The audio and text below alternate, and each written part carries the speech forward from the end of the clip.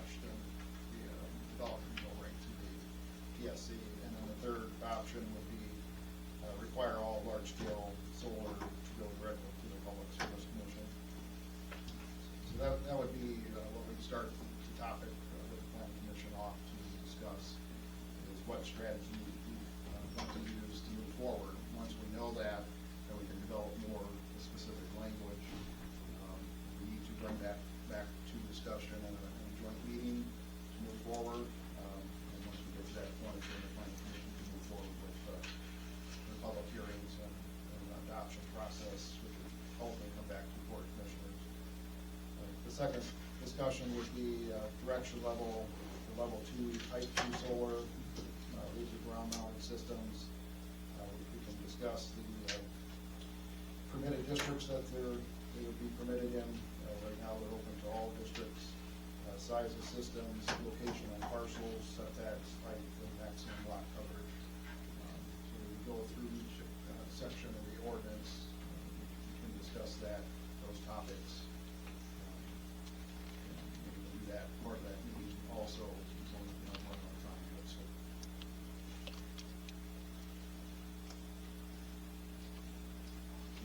Mr. Turks has put together a memo to the board that describes the differences between type 1 level 2 and type 2 level 2 solar. But before we get into that, is there any questions or directions as far as the proposal to tackle those topics? Right now, we don't. We would not accept any. So there's someone comes in and gives us a presentation. There's no process to move forward on those. So I think one indication from the Longs there was a concern that somebody should circumvent our process, and that can't be done right now because the process is under moratorium.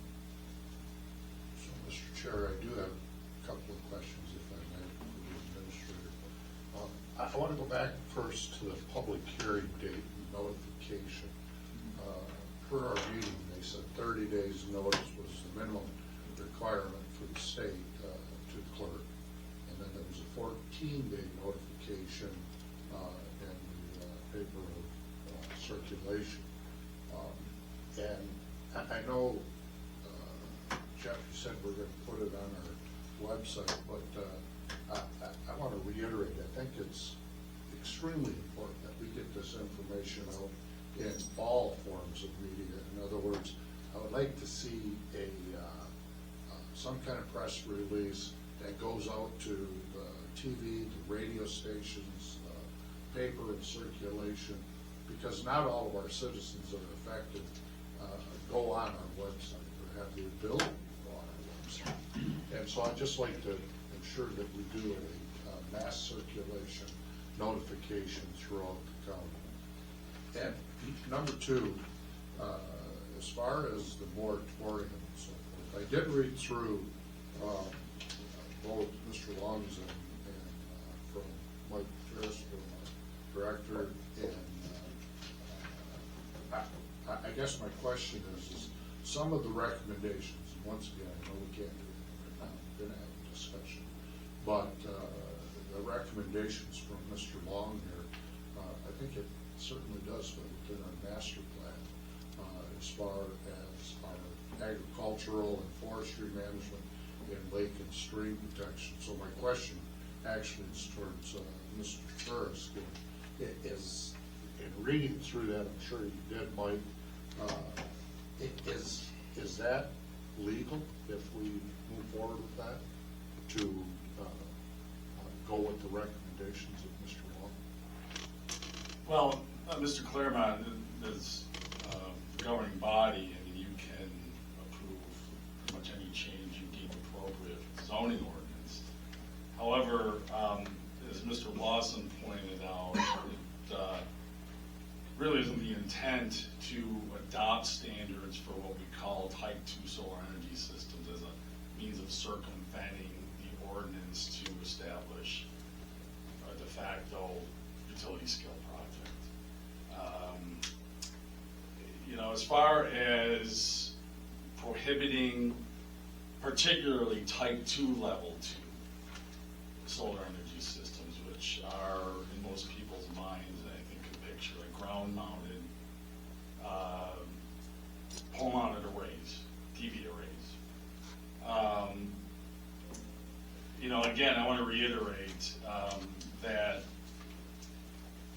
let's say, for example, a prospective developer, solar energy developer, approached the department with, and I'm sort of spitballing this, a piecemeal or fragmented type 2, level 2 project.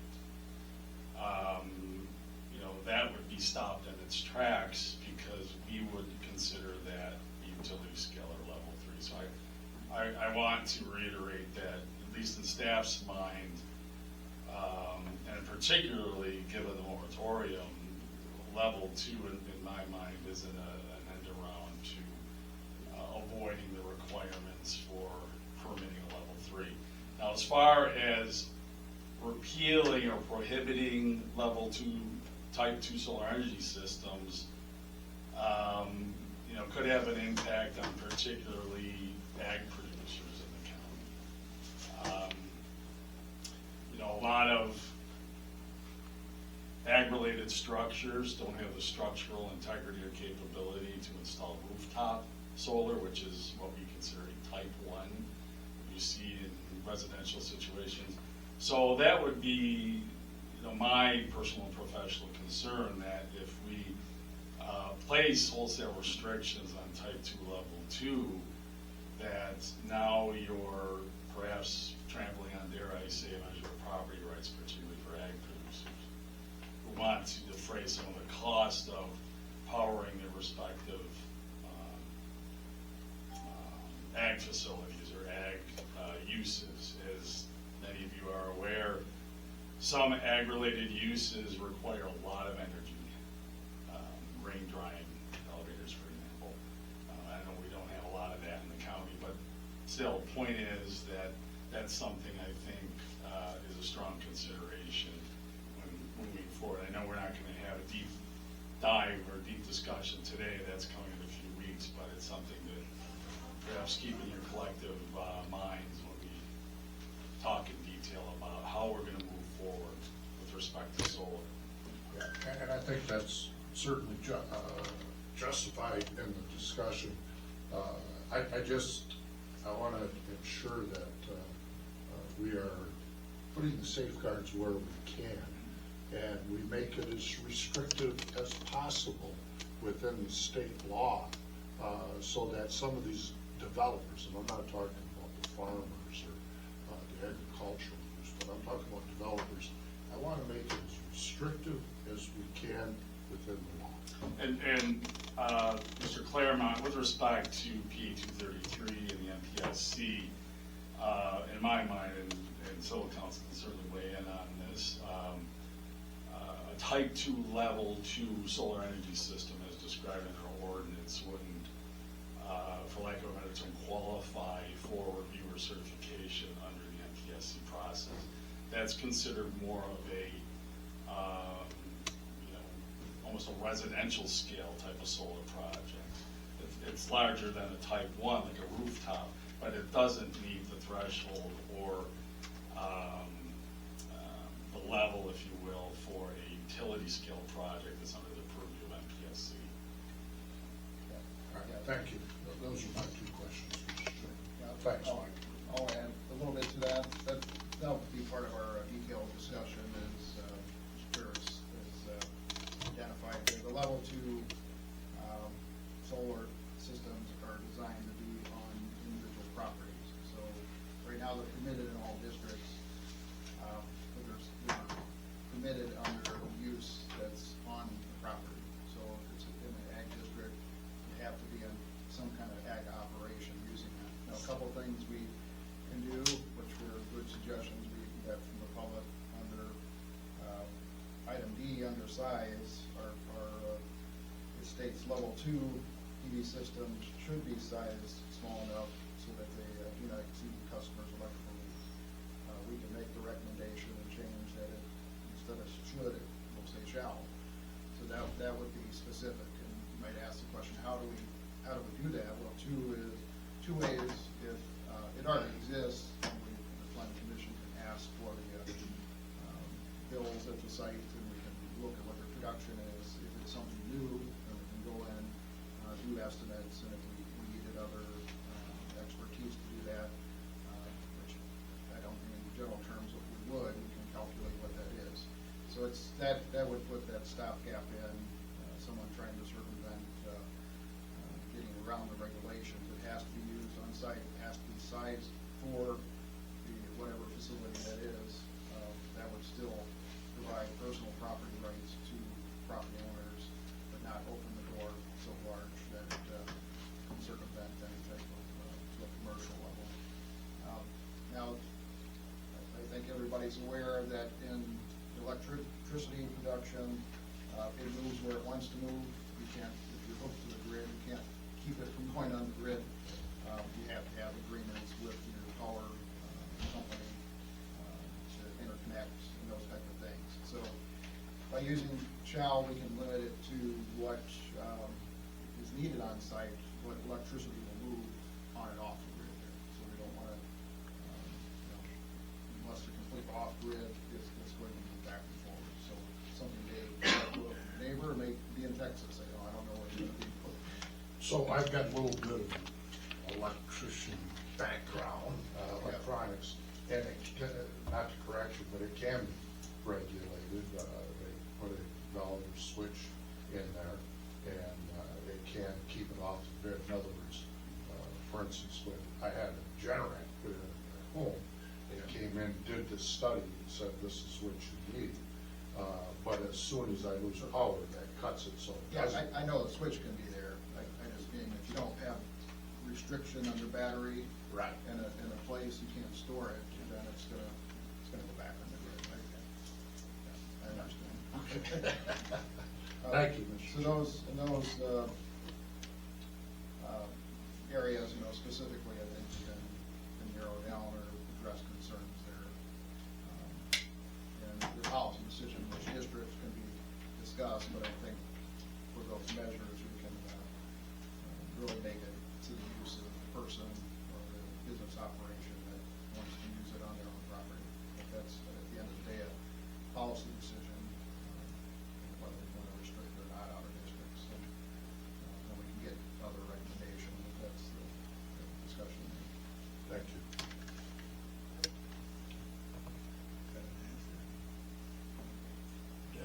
Anybody else? I just have a comment. Mike, I think you're going in the right direction. Solar energy is not a bad thing, but it seemed like throughout our country where we are, we're not managing properly.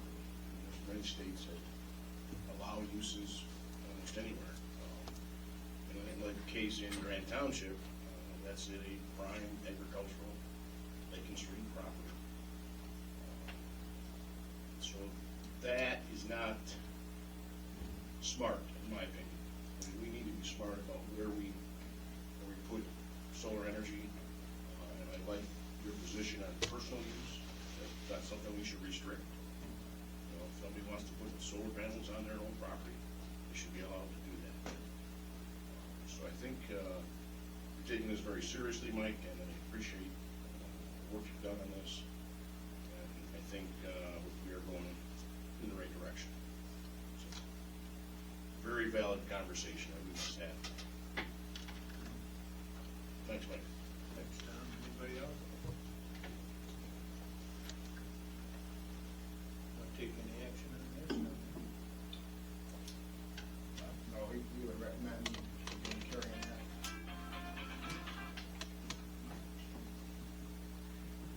Carrying that conversation to the planning commission to get direction on the level 3 is those would be developments that fall under PA 233. And then there's level for level 2, type 2, we can have a conversation with the planning commission, similar to part of the conversation we had today. Mr. Chair, I have a question, if I may, not in reference to this, but under board matters for discussion. Can we discuss another issue, or are we just limited to that right now? We can discuss another issue. And the other issue, three of the four townships I represent have asked questions about blight. And so I see Lieutenant Tebow here, so if I may ask a question. Dean, do you, as far as blight enforcement, who is doing that now? The undersheriff is the director of the blight enforcement, which we assign deputies as an alternate deputy to each township, or each township that has adopted the blight ordinance. Yeah. So then it gets handed out, so it's not getting lost in the wash or changing hands multiple times. Okay. Well, just so you know, if you pass it on to the undersheriff, there's concerns in three of the townships that the blight issues they have are not being addressed correctly. Okay, the undersheriff's off till next week, if you wanna point them my direction, I'll get their concerns and I'll follow up with the deputies that are assigned to blight. Perfect. Good. There's some in Kohler Township, if you reach out to them. I believe Grant Township has some issues. Alice as well. I'm sorry? Alice Township as well. Okay, not one of mine, but Alice. So you might want to reach out to each of them, and just ask. 'Cause I know some are, in my case, they were just kind of confused and concerned, wanting to know where it was going. Just not my Thanks. Yep. Okay. If I may, under board member also, I was talking to Jeff, and this is back to blight also, issues of safety, but now that so many people are coming back, I'm really getting bombarded with paper plan questions and issues and blight and concern. I talked to them. I think it's important that what we can do is, are the safety issues, and through buildings, put some requirements to get some of that stuff taken care of. I just would like to Dale's point that, sometimes people don't know we're discussing this or actually doing things, that we are talking about it, but I just wanted, to know that I feel we should be doing something. I hope the board feels similar to that, we should be doing all we can to Mr. Cron's office to help move that along. Always comes down to money, doesn't it? So if I may, Mr. Chair, to address Rich's comment there, the way the blight, and I brought the blight. Well, the blight's already, we already got the law, the city's already doing the blight, but now we're on a safety issue. That's all the county can do in the city. Yeah, So- that was all written up, and that's the townships and that agreed on now. The incorporated and the cities have their own, Right. but the county, each of the townships that signed on, not all did. Sure. The enforcement I brought before the board approved that, the prosecutor approved it, so did the judge, in fact, and they've carried that forward, so. Well, that paperwork's been moving through the system, through Dan's office, through the city, and, the council, they're really up on board with that. But we, they're asking, what is it we can do?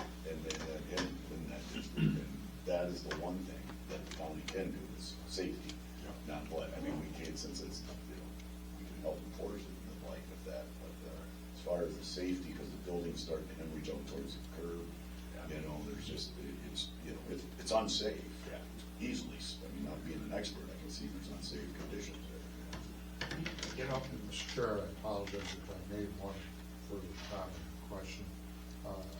In reference to this, we had a presentation about the land bank of the company. I know we voted to move forward with that.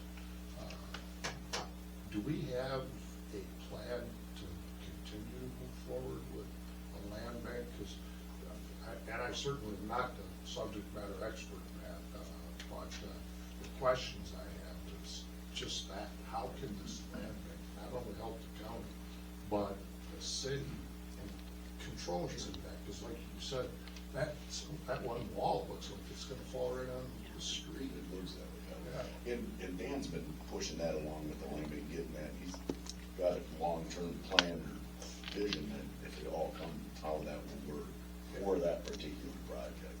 So yes, there's still some movement on that, a lot of the city will be, taking care of some of that.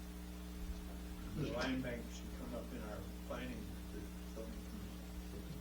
Mr. Chairman, if I could, I'd just like to circle back to what Commissioner Sangster has said about utilizing our building safety department, our building department to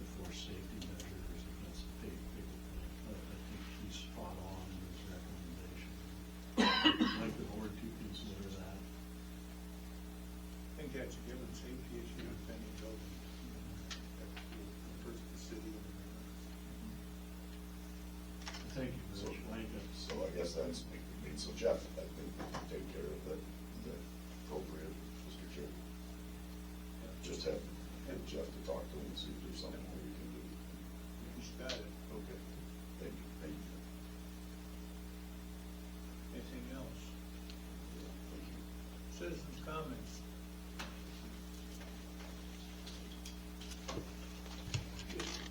Brad Olmsted. Just one real quick, the transfer station that GFL is in charge of within the city.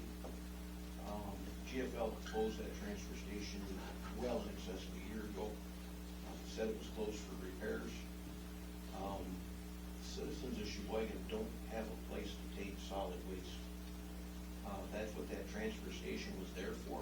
It's in the county's master plan as a solid waste disposal site. And the county, Mr. Lawson and Dan with the city need to put pressure on GFL to open that transfer station back up. The citizens of the city of Cheboygan, one, there's no place for them to go. Number two is they're not gonna haul it to Onaway. So if you take a ride and you go out Alpena State Road, it's getting worse and worse and worse. They don't have any place to go, so they're just gonna dump it. Your blight ordinance within the city or just around the outside of the city within the county. We have blight issues because there's no place for them to go. They're not gonna haul it to the landfill. That's why we have a transfer station here within the city. And if the county could put some pressure on GFL to reopen that transfer station, it'd be greatly appreciated. Thank you, Brad. Mr. Chair, I will second and endorse everything you said because it is a reality. It's an excessive trip down, like myself included. Yeah, I've been there. It's a lot, yeah, you know, unless you have a whole load, it isn't worth going there, and then, so loads pile up everywhere. Then they don't, Pulling a trailer full of junk. and there's no, and that, they really should have it, if that is the requirement of the master plan, that they operate that as a transfer station. There is, if there's anything we can, maybe just even a letter Solid waste inquiry site, eh? to them, what's the inquiry of the plan? Would we have any jurisdiction in that? But it falls under the material management plan, so we had a meeting concerning that. We're just starting general conversation, and they indicated in last meeting we had is that they were planning to reopen it, so I can follow up and ask them specifics, but. We've been saying that for quite some time. Yeah, but once we move through the material management process, it either is operational or not. And so if it's not, and they plan on it, it's a very long process to get a facility sited. So my guess is they'll want to keep that in the plan as an option. Right. This is making them aware that we're aware of something that we just need an answer to. Is what we're doing. Yeah. They sit on that board too, so Right. we can directly talk to them. Anything else on that? I got a comment on it for that as well. Regarding the public information officer, this board's public information officer